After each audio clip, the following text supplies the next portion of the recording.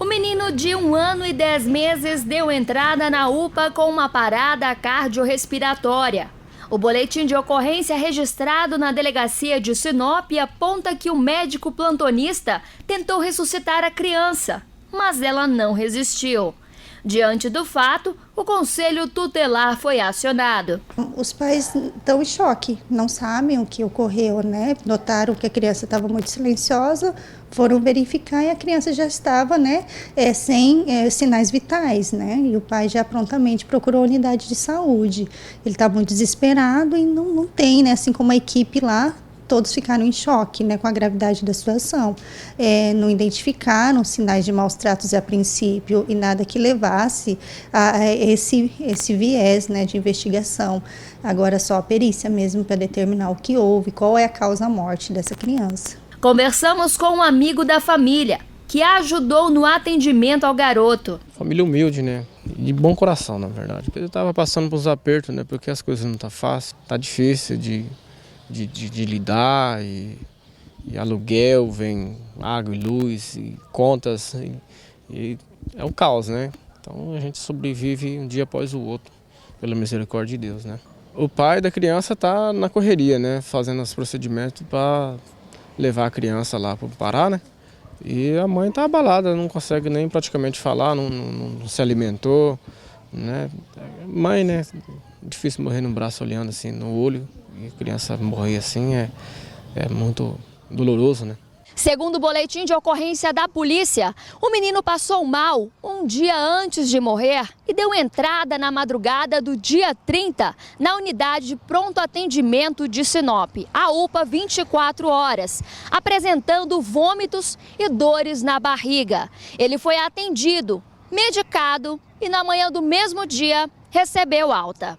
Ainda de acordo com o documento policial, a criança teve piora, com inchaço na barriga. Os pais deram água de coco e chá de erva cidreira, sendo que o menino passou a apresentar quadros de febre, piorando à noite. Então ele teve queda da temperatura, ficou com as mãos frias. Momento em que o pai decidiu retornar à UPA. Eles foram à faixa umas 4 horas da manhã, foi liberado umas 7 horas.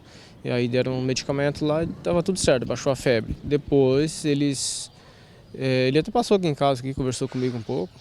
A gente conversou um pouquinho, tomei um café e ele foi para o trabalho dele. Foi comprar, na verdade, o remédio para o neném e foi no salão trabalhar. E eu fui para o meu trabalho. Eu não vi ele, ele me ligou depois de umas 3 horas da manhã, 2h30 para 3 horas, falando que a criança estava ruim e que estava indo para a UPA para mim subir lá para dar um apoio para ele.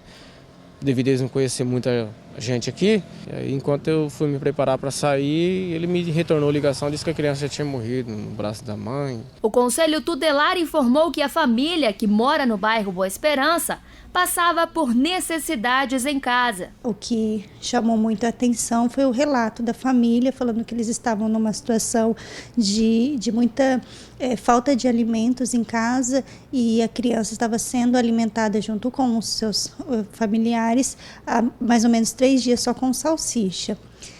A gente não sabe se isso foi o precursor, né, o que desencadeou algo que pode ter gerado essa criança a óbito. Isso só a perícia, né, vai poder dizer.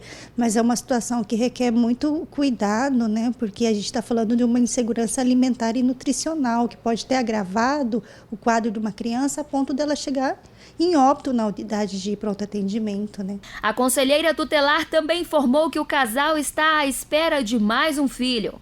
A mãe está gestante de aproximadamente 5 meses. Fazer a visita domiciliar e encaminhar ela para as políticas públicas de assistência social se confirmar que essa situação de vulnerabilidade alimentar persiste, né? E demais encaminhamentos para que essa família se reestruture de forma necessária, até porque a genitora ela está gestante, então vai ter outra criança a caminho e a gente precisa verificar em que condições, né, essa família vai receber essa próxima criança.